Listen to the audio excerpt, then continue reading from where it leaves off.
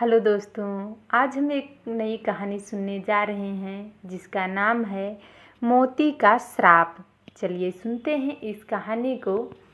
बहुत समय पहले की बात है। एक शांत सुंदर गांव था, हरियाली से भरा, नदियों की मधुर ध्वनि से गूंजता हुआ। उसी गांव में एक बूढ़ा लेकिन रहस्यमयी व्यक्ति रहता था जिसका नाम था ध्रुवाचार्य। लोग कहते थे कि वह साधारण इंसान नहीं बल्कि गहरे ज्ञान और अद्भुत शक्तियों का स्वामी है। उसके पास एक अनमोल खजाना था, एक चमकता हुआ मोती। यह कोई साधारण मोती नहीं था। उसकी रोशनी चांदनी से भी कोमल और सूरज से भी तेज थी। लेकिन उस मोती के साथ जुड़ा था एक भयानक रहस्य, एक श्राप। ध्रुवाचार्य हमेशा कहते थे, यह मोती किसी लालची के हाथ में गया तो उसका जीवन अंधकार में डूब जाएगा। गांव वाले इस बात को गंभीरता से लेते थे। कोई भी उस मोती को छूने की हिम्मत नहीं करता था। लेकिन उसी गांव में एक युवक रहता था, विक्रम। वह मेहनती तो था, लेकिन उसके मन में एक कमजोरी थी, लालच। जब उसने उस मोती की चमक देखी तो उसके मन में विचार आया, अगर यह मोती मेरे पास हो जाए तो मैं दुनिया का सबसे अमीर आदमी बन सकता हूँ। एक रात जब पूरा गांव गहरी नींद में था, विक्रम धीरे धीरे ध्रुवाचार्य की कुटिया की ओर बढ़ा। दिल जोर जोर से धड़क रहा था, लेकिन लालच ने डर को दबा दिया। वह अंदर गया और देखा, वह मोती एक छोटे से दीपक के पास रखा हुआ था, हल्की नीली रोशनी में चमकता हुआ। जैसे ही विक्रम ने मोती को छुआ, अचानक तेज हवा चलने लगी। दीपक बुझ गया और एक गूंजती हुई आवाज सुनाई दी, जो लालच में अंधा होगा वह अपने जीवन का प्रकाश खो देगा।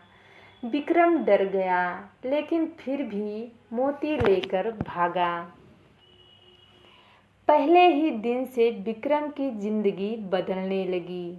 उसकी फसलें सूखने लगी, घर में अजीब आवाजें आने लगी, रात को उसे डरावने सपने दिखने लगे।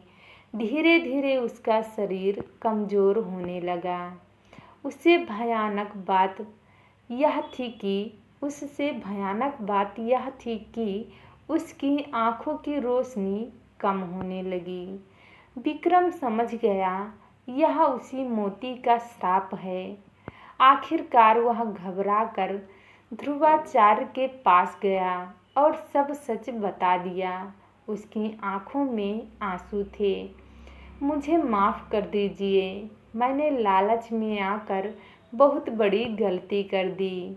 ध्रुवाचार्य शांत स्वर में बोले, गलती करना बुरा नहीं, लेकिन उसे समझना और सुधारना जरूरी है।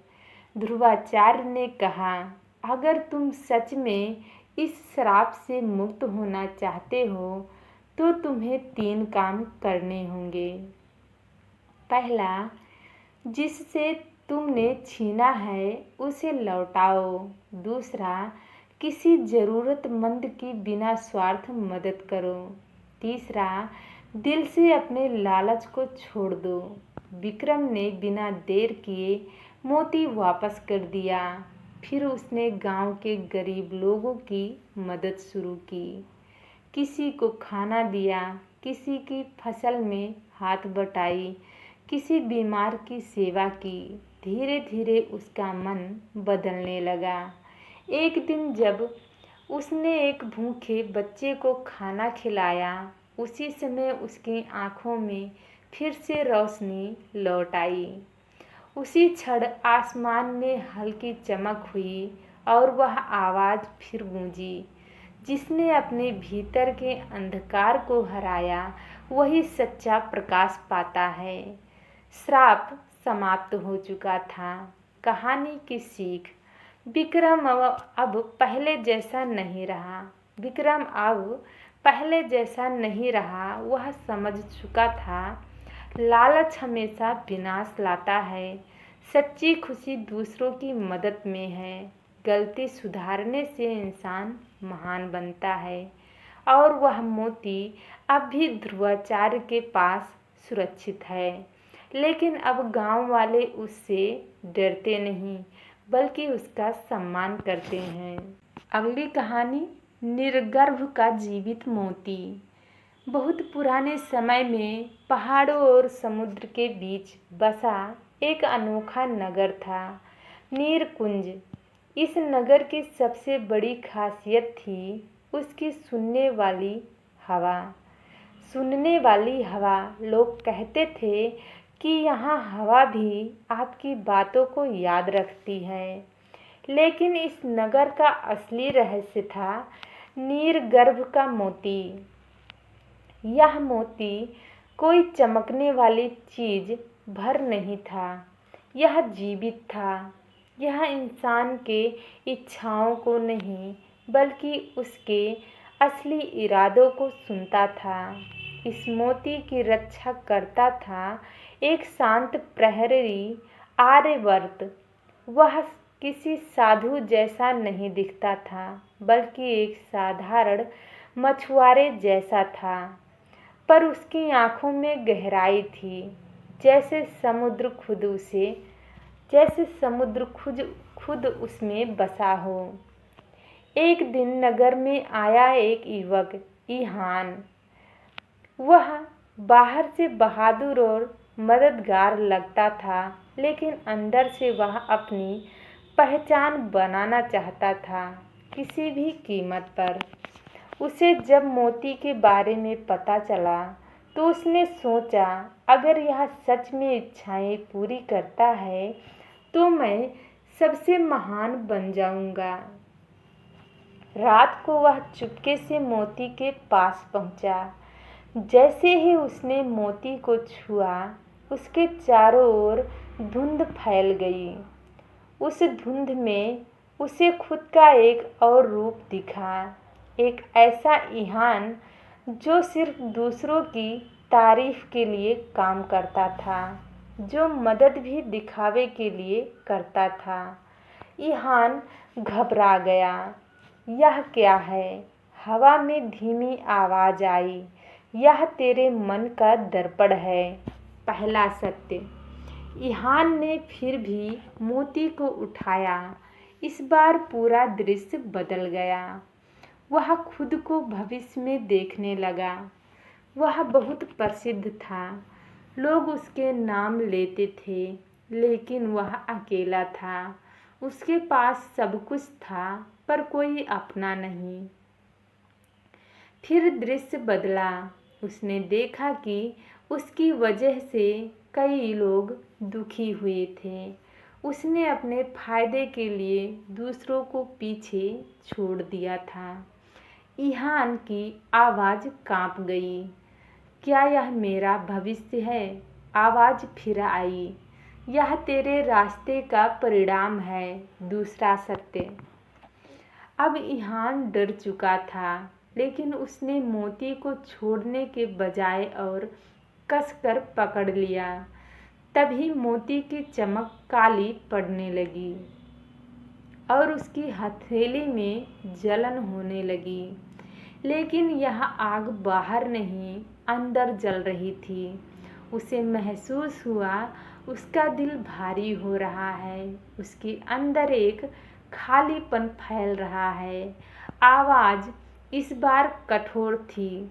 श्राप दर्द नहीं देता, श्राप मुझे तेरे ही अंदर खो देता है। ईहान अब समझ चुका था, यह मोती इच्छाएं पूरी नहीं करता, यह इंसान को उसकी सच्चाई दिखाता है। और अगर वह सच्चाई स्वीकार ना करे तो वही उसका श्राप बन जाती है। वह घुटनों के बल बैठ गया। मैं गलत था। मैं सिर्फ महान दिखना चाहता था, बनना नहीं। उसने मोती को धीरे से जमीन पर रख दिया। जैसे ही उसने सच दिल से स्वीकार किया, वह शांत हो गई। मोती फिर से उज्जवल हो गया, उज्जवल हो गया। आर्यवर्त उसके सामने आया और बोला, तूने मोती को नहीं जीता, तूने खुद को जीत लिया है।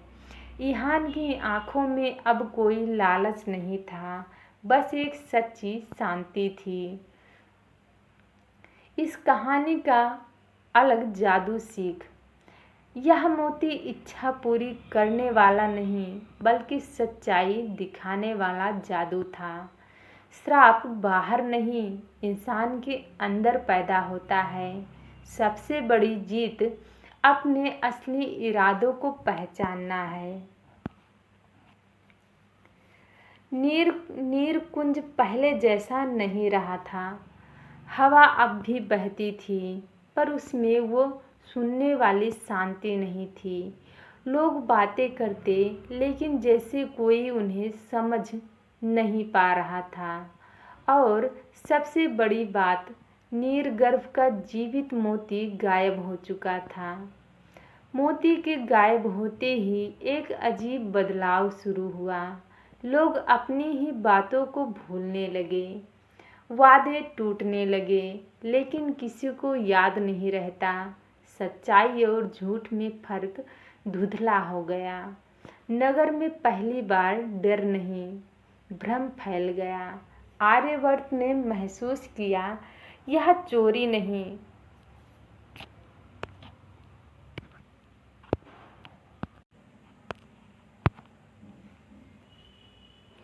भ्रम फैल गया। आर्यवर्त ने महसूस किया, यह चोरी नहीं, यह किसी गहरी वजह का संकेत है। गहरी वजह का संकेत है। इसी बीच एक लड़की थी, तारा। तारा दूसरों से अलग थी। जब सब कुछ धुंधला हो रहा था, तब भी उसे चीज़ें साफ दिखती थी। उसे एक अजीब सपना आने लगा, एक सूखा हुआ समुद्र और उसके बीच में वही मोती, लेकिन बुझा हुआ। तारा ने तय किया, मैं इस रहस्य को समझूंगी। तारा जब पुराने घाट पर गई, तो उसने कुछ अजीब महसूस किया। हवा में फुसफुसाहट थी, जैसे अधूरी बातें तैर रही हों। उसे अचानक समझ आया, मोती के साथ लोगों की सच्ची आवाज़ें भी गायब हो गई हैं। यानी अब लोग कहते हैं, उसमें उनका दिल शामिल ही नहीं होता। तारा ने आर्यवर्त से बात की। आर्यवर्त ने गहरी सांस लेकर कहा, मोती किसी ने चुराया नहीं, उसने खुद को छिपा लिया है। तारा चौंकी, क्यों? आर्यवर्त बोला, क्योंकि इस नगर के लोग अब अपनी सच्चाई से भागने लगे थे। मोती का जादू तभी काम करता है जब लोग सच का सामना करने को तैयार हों। तारा ने समझ लिया, मोती को ढूंढने के लिए बाहर नहीं, लोगों के भीतर जाना होगा। वह एक एक करके लोगों से मिलने लगी। किसी से कहा, जो तुम महसूस करते हो वही कहो। किसी ने कहा, डर के बिना सच बोलो। किसी को उसकी पुरानी यादें याद दिलाई। धीरे धीरे कुछ लोगों की आंखों में सच्चाई लौटने लगी, लेकिन असली परीक्षा अभी बाकी थी। तारा खुद अपने अंदर झांकने लगी। उसे एहसास हुआ कि वह भी डरती थी।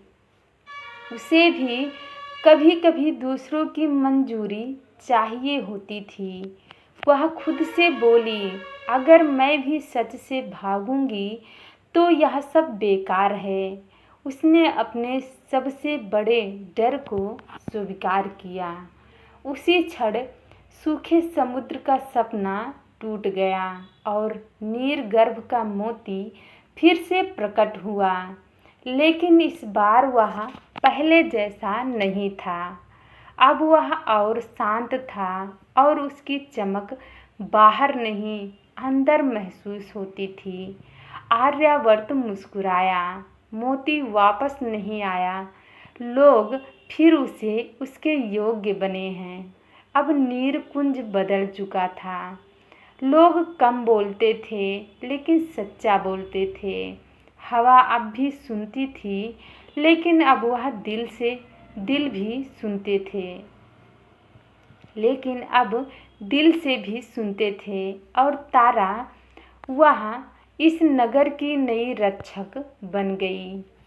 इस कहानी की सीख जो है दोस्तों, जादू चीज़ों में नहीं हमारी सच्चाई में छिपा होता है। जब हम सच से भागते हैं तो दुनिया भी धुंधली हो जाती है और जब हम खुद को स्वीकार करते हैं तभी असली रोशनी लौटती है।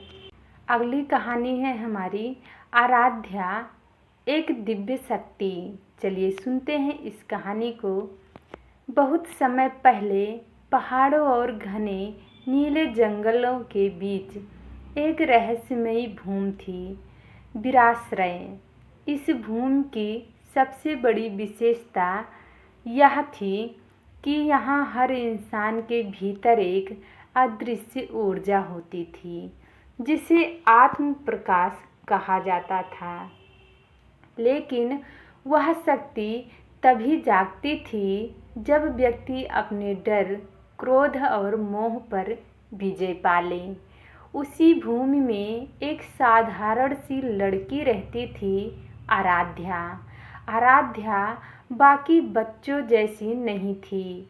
जब दूसरे बच्चे खेलते थे वह अक्सर आकाश को देखती रहती, जैसे किसी अनदेखी आवाज़ को सुन रही हो।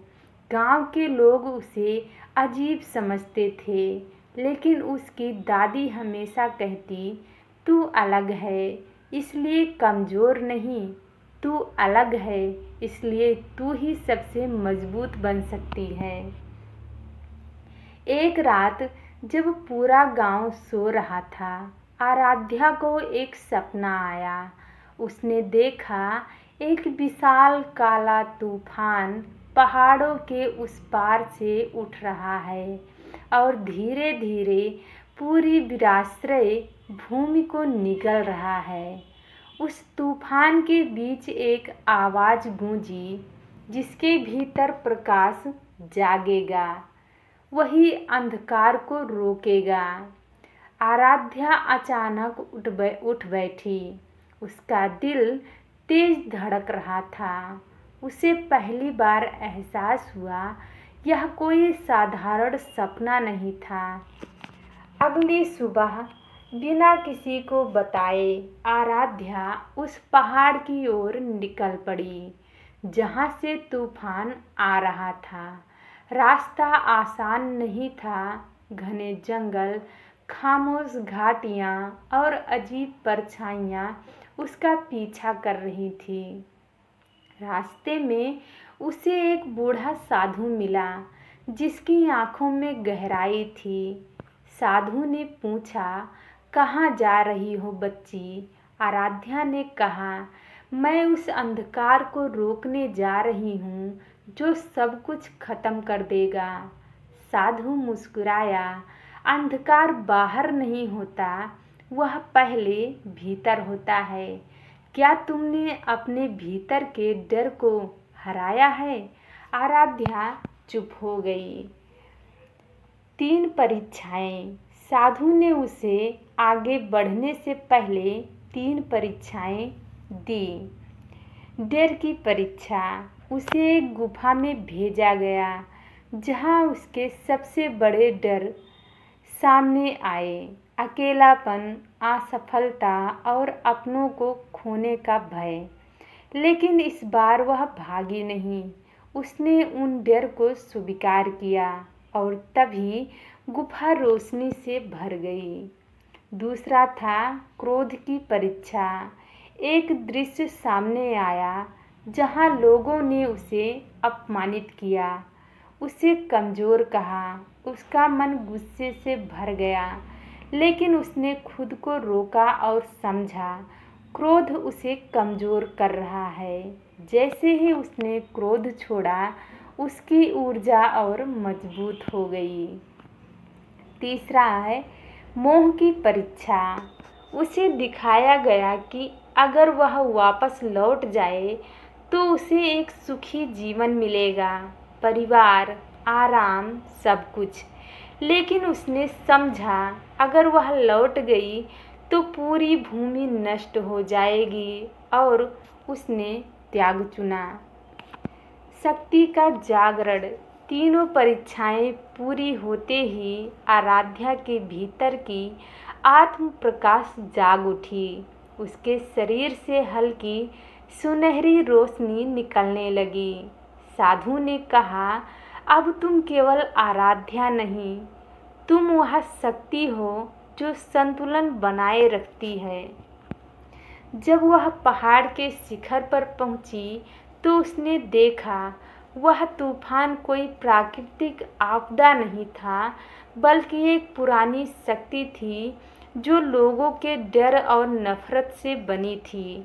आराध्या ने उससे लड़ाई नहीं की, वह शांत खड़ी रही और अपनी रोशनी को फैलाया। धीरे धीरे वह अंधकार कमज़ोर होने लगा, क्योंकि उसे पहली बार किसी ने नफरत से नहीं, समझ से सामना किया था। कुछ ही समय में तूफान पूरी तरह खत्म हो गया। आराध्या वापस अपने गांव लौटी, लेकिन अब लोग उसे अलग नज़र से देखते थे। वह अब कोई अजीब लड़की नहीं थी, वह एक मार्गदर्शक थी। लेकिन सबसे खास बात यह थी, उसने किसी को हराया नहीं, उसने खुद को समझा और उसी से दुनिया बदल गई। शक्ति हमेशा बाहर नहीं मिलती, कभी कभी वह हमारे भीतर ही छिपी होती है। बस उसे जगाने के लिए हमें अपने डर, क्रोध और मोह को समझना पड़ता है। वीराश्रय में शांति लौट आई थी। पेड़ फिर से हरे हो गए थे, नदियाँ साफ बहने लगी थीं और लोगों के चेहरे पर मुस्कान वापस आ गई थी। लेकिन आराध्या के भीतर कुछ बदल चुका था। अब वह सिर्फ दुनिया को नहीं, बल्कि लोगों के दिलों को भी महसूस कर सकती थी। उसे हर इंसान के भीतर छिपे डर, दुख और अधूरी इच्छाएं दिखाई देने लगी थीं। शुरू में उसने सोचा अब तो सब ठीक है, लेकिन एक रात, उस रात चाँद आसमान में था, लेकिन उसकी रोशनी फीकी पड़ गई थी। हवा चल रही थी, पर उसमें कोई आवाज़ नहीं थी, जैसे प्रकृति खुद डर गई हो। तभी आराध्या को फिर वही आवाज़ सुनाई दी, तूने एक अंधकार को रोका है, लेकिन असली अंधकार अभी जागा नहीं। इस बार आवाज़ में चेतावनी थी। अगले दिन से गांव में अजीब घटनाएं होने लगीं। लोग अचानक बदलने लगे, कोई बिना वजह गुस्सा करने लगता, कोई अपने ही अपनों से नफरत करने लगता और कुछ लोग ऐसे हो जाते जैसे उनकी आत्मा कहीं खो गई हो। आराध्या ने अपनी शक्ति से देखा, लेकिन इस बार अंधकार दिखाई नहीं दे रहा था।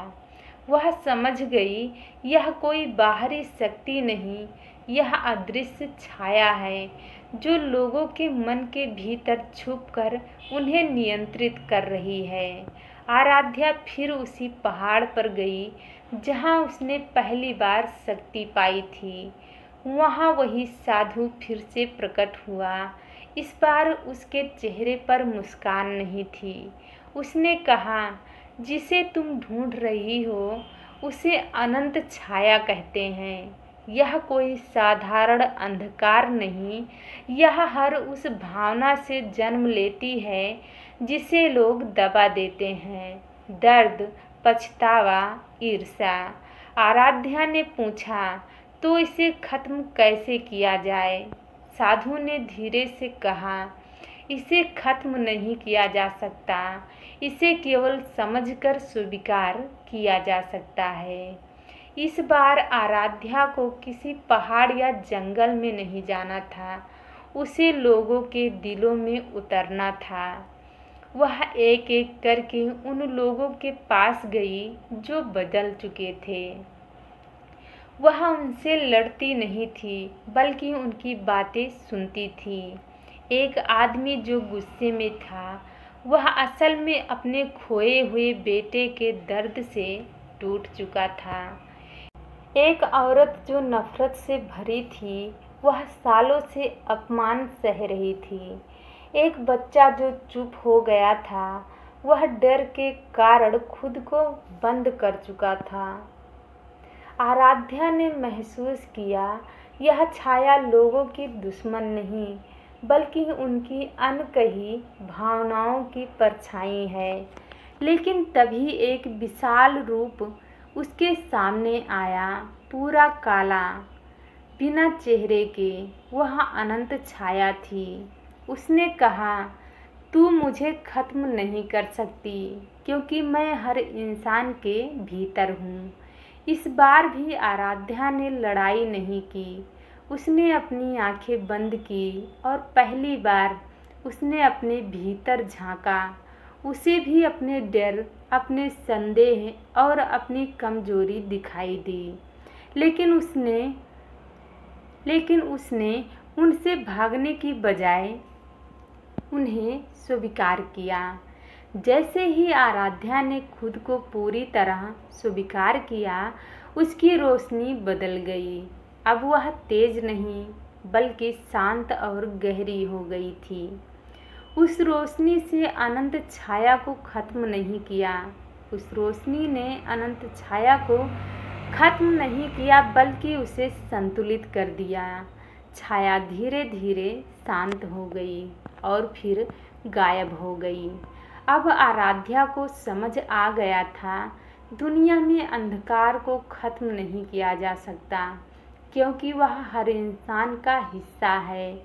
लेकिन अगर उसे समझ लिया जाए, तो वही अंधकार शक्ति में बदल सकता है। आराध्या अब पहले से भी ज़्यादा शांत थी।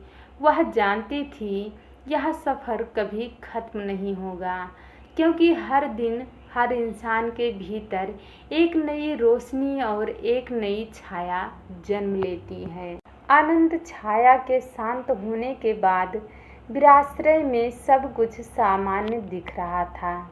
लेकिन आराध्या जानती थी, अब जो आने वाला है वह पहले से कहीं ज़्यादा बड़ा है, क्योंकि इस बार संकेत बाहर से नहीं, समय से आ रहे थे। एक सुबह जब सूरज उगना चाहिए था, वह वहीं ठहर गया। पक्षी उड़ते उड़ते हवा में रुक गए, नदी बहते बहते ठहर गई। लोग जिस स्थिति में थे वहीं जम गए। सिर्फ एक ही व्यक्ति चल पा रही थी, वो थी आराध्या। उसने चारों ओर देखा और पहली बार उसके मन में हल्का सा डर आया। यह कैसी शक्ति है जो समय को ही रोक दे? उसी क्षण उसके सामने आकाश में एक चमकदार दरार खुली, जैसे किसी ने समय के पर्दे को चीर दिया हो। उस दरार के भीतर एक विशाल द्वार दिखाई दिया, जिस पर अजीब प्रतीक बने थे।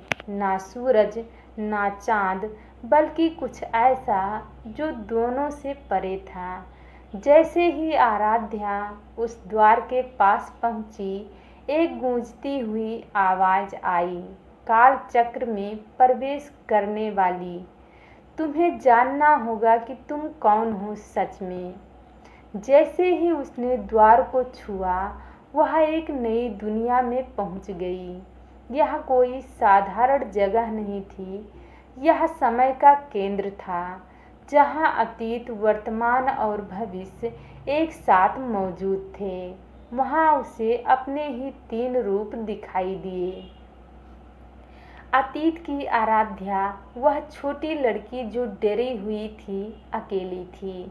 वर्तमान की आराध्या जो मजबूत थी लेकिन अभी भी सवालों से भरी थी। भविष्य की आराध्या जिसकी आंखों में अपार शक्ति थी लेकिन चेहरे पर गहरी उदासी। भविष्य वाली आराध्या ने उसकी ओर देखा और कहा, तुम सोचती हो कि तुमने सब समझ लिया, लेकिन क्या तुम जानती हो कि इस शक्ति की कीमत क्या है? आराध्या चुप रही। तभी अतीत वाली आराध्या रोते हुए बोली, मैं तो बस एक सामान्य जीवन चाहती थी, यह सब क्यों? वर्तमान की आराध्या के भीतर संघर्ष शुरू हो गया। अचानक पूरा कालचक्र हिलने लगा। एक विशाल आकृति प्रकट हुई, ना पूरी रोशनी ना पूरी छाया, बल्कि दोनों का मिश्रण। उसने कहा, मैं काल रूप हूँ, मैं तुम आराध्या में संतुलन की धुरी हूँ।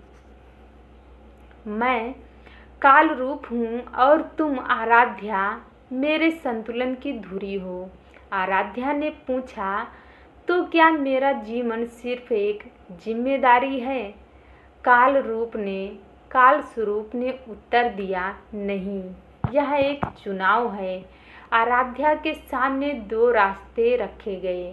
पहला रास्ता, वह अपनी सारी शक्तियाँ छोड़कर एक सामान्य जीवन जी सकती थी। दूसरा रास्ता, वह काल चक्र की रक्षक बन सकती थी, लेकिन उसे हमेशा संतुलन बनाए रखना होगा और कभी पूरी तरह सामान्य जीवन नहीं जी पाएगी। यह सबसे कठिन निर्णय था। आराध्या ने आंखें बंद की और इस बार उसने न डर देखा न छाया, बल्कि अपने भीतर की शांति को महसूस किया। उसने धीरे से कहा, मैं शक्ति नहीं चाहती, मैं समझ चाहती हूँ, और अगर इस समझ से दुनिया संतुलित रहती है तो मैं यह रास्ता चुनती हूँ। जैसे ही उसने यह कहा, पूरा कालचक्र उजाले से भर गया। अब वह सिर्फ आराध्या नहीं थी, वह काल रक्षा बन चुकी थी, समय और संतुलन की संरक्षक। जब वह वापस अपनी दुनिया में लौटी, समय फिर से चलने लगा, जैसे कुछ हुआ ही नहीं। लेकिन आराध्या बदल चुकी थी। अब वह हर पल को अलग तरह से देखती थी, क्योंकि उसे पता था हर क्षण में अतीत और भविष्य छिपा हुआ है। कहानी यहाँ खत्म नहीं होती, क्योंकि कहीं न कहीं समय के किसी कोने में एक नई शक्ति जन्म ले रही है, जो संतुलन को फिर से चुनौती देगी, और तब आराध्या को फिर खड़ा होना होगा। धन्यवाद दोस्तों। आप लोगों को ये कहानी कैसी लगी? लाइक शेयर करना और कमेंट करके हमें अपनी राय ज़रूर बताना।